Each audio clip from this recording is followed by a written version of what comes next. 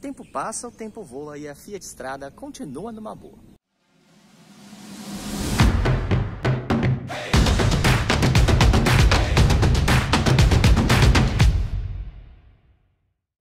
Jovens do meu Brasil, eu sou o Vitor Matsubara, mas vocês podem me chamar de Vitinho e seja muito bem-vindo ou muito bem-vinda ao Primeira Marcha, que a gente ajuda você a escolher o seu próximo carro. E quem sabe ele não vai ser a Fiat Strada Endurance cabine dupla. A versão mais barata da Fiat Strada é um sucesso de vendas incontestável e hoje eu vou tentar mostrar para vocês por que ela vende igual pão quente. Vambora? Nenhum carro teve tanto sucesso no Brasil nos últimos 20 anos quanto a Fiat Strada. A primeira geração foi lançada lá em 1998 e permaneceu em linha até 2020. Pois é, mais de 2 décadas sem alterações profundas no projeto que se mostrou um grande sucesso de vendas. Arrebatou a liderança do segmento de picapes, onde ela permanece até hoje. Essa geração aqui foi lançada em 2020 e trouxe como grande novidade uma cabine dupla de verdade, já que a antiga Strada com cabine dupla tinha só 3 portas e uma solução mais improvisada do que deveria ser. Bom, agora com 4 portas de verdade e em tese espaço para 5 passageiros, a Strada tem 3 opções de acabamento e essa aqui é a configuração de entrada que se chama Endurance, mais voltada para o trabalho, como você está vendo, por alguns detalhes estéticos e é justamente pelo design que a gente vai começar falando da nova Strada Endurance. Aqui na frente a gente tem os faróis com máscara negra e os para-choques não trazem pintura na cor da carroceria, isso dá um aspecto mais robusto e mais rústico para essa configuração que novamente foi feita para o trabalho e nem tanto assim para o lazer, mas daqui a pouco você vai ver que se você quiser levar a sua família para passear no fim de semana, a Stradinha aqui consegue fazer isso com muita competência. Vamos aqui para as laterais para mostrar as calotas que são opcionais, pois ela vem de série com rodas de aço de 15 polegadas, mas as calotas são opcionais. As capas dos espelhos retrovisores são na cor preta, assim como esse aplique aqui que fica perto da porta dianteira. E já que a gente falou em porta dianteira, se você olhar bem com atenção, você vai ver que essas portas vieram do Mobi. E não só isso, essa parte aqui da coluna A, próxima ao para-brisa, também veio do subcompacto da Fiat. Isso não é por acaso, já que a Strada utiliza uma plataforma chamada MPP, que nada mais é do que uma base híbrida com Mobi na dianteira e Fiorino na parte traseira. E já que a gente falou em traseira, vamos lá atrás, antes mostrando as portas traseiras, né, que é uma das grandes novidades da Strada. E olha só que legal, a abertura, o ângulo de abertura das portas é de quase 90 graus. Isso facilita bastante o embarque e desembarque aqui na cabine. Mas isso a gente vai mostrar já já.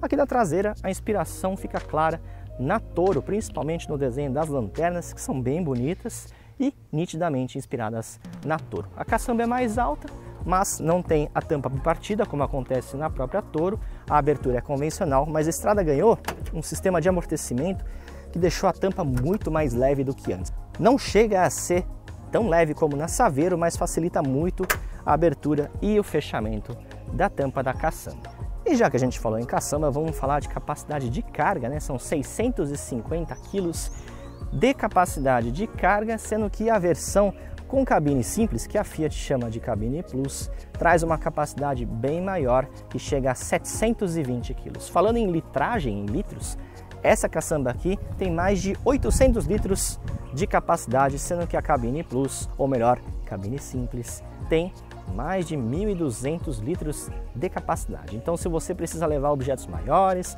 mais compridos ou até mais pesados, a cabine Plus é a configuração ideal. Caso contrário, se você precisar transportar passageiros, a cabine dupla vai dar conta do recado com sobras. Essa versão aqui é a única da linha que tem o motor 1.4 Fire. Eu vou falar dele já já quando a gente estiver dirigindo para dar minhas impressões a bordo da Strada. Então agora vamos dar uma olhada aqui no interior da Strada Endurance, que lembrando é a versão de entrada da picape leve da Fiat, mas nem por isso ela deixa a desejar aqui na cabine, viu? Tem bastante plástico, é verdade, mas você vai ver que os plásticos têm texturas bem interessantes, principalmente considerando que a gente está falando de um carro que é mais voltado para o uso pesado, para o trabalho, então ele não precisa ser necessariamente requintado. O que ele precisa é ser robusto e transportar bastante carga. Isso são duas coisas que a Strada faz muito bem. Antes disso, vou mostrar para vocês o painel de instrumentos que talvez você reconheça de algum lugar, porque ele veio do Uno. Então, todos esses mostradores aqui, o contagiros do lado esquerdo, o velocímetro central bem grande, com essa tela bem legal de LCD, cheia de funções, ó, velocímetro, odômetro parcial, configurações do veículo e outras informações que até você nem vai precisar acessar na sua vida estão presentes no computador de bordo dessa nova Strada Endurance. E aqui do lado direito, claro, o mostrador de combustível. Aqui no centro, no console central, essa configuração tem a central multimídia, que faz parte de um pacote opcional.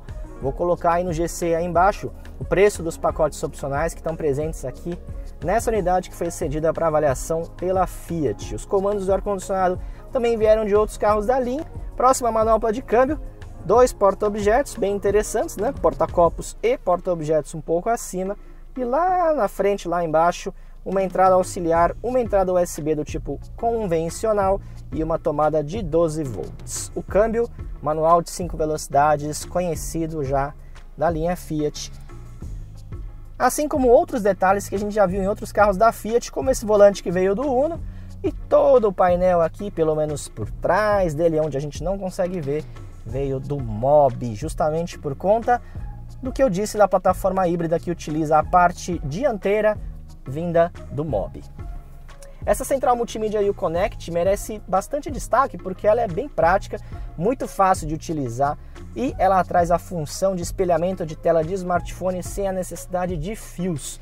Na linha Fiat, a Strada foi o primeiro carro a trazer essa função, essa comodidade bem bacana, bem interessante para o dia a dia, para não ficar aquele amontoado de fios aqui perto do câmbio atrapalhando a vida do motorista e também dos passageiros.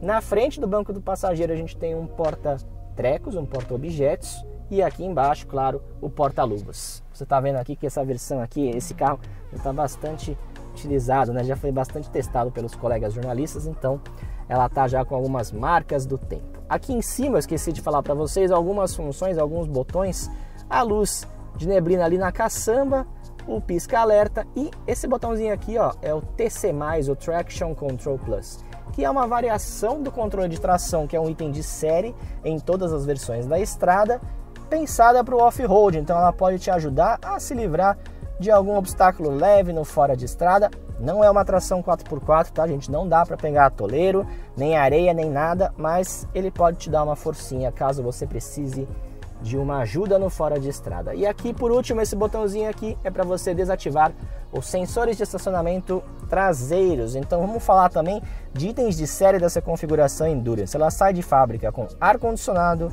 direção hidráulica, controles de estabilidade e de tração, além, é claro, do airbag duplo frontal e dos freios ABS, que são itens obrigatórios por lei. É um pacote bem competente se a gente pensar que nós estamos falando de uma versão de entrada, né? Opcionalmente ela pode vir com essa central multimídia, que você está vendo aqui, bem bonita, bem interessante, já elogiei bastante ela. E alguns outros itens, como por exemplo, vidros elétricos e travas elétricas, que são importantes para o nosso dia a dia, né? O acabamento das portas tem bastante plástico, você está vendo aqui, mas são plásticos de muito boa qualidade. Eu falei no começo, quando eu entrei aqui na Strada, que os plásticos eles têm texturas e até aparências bem bacanas para ser um carro de entrada. Olha só aqui na parte de cima do painel como tem uma texturinha bem legal, ó. Não sei se dá para enxergar aí, mas tem uma textura bem legal. Parece um pouco até com o plástico que é utilizado na Fiat Toro e também no Fiat Argo.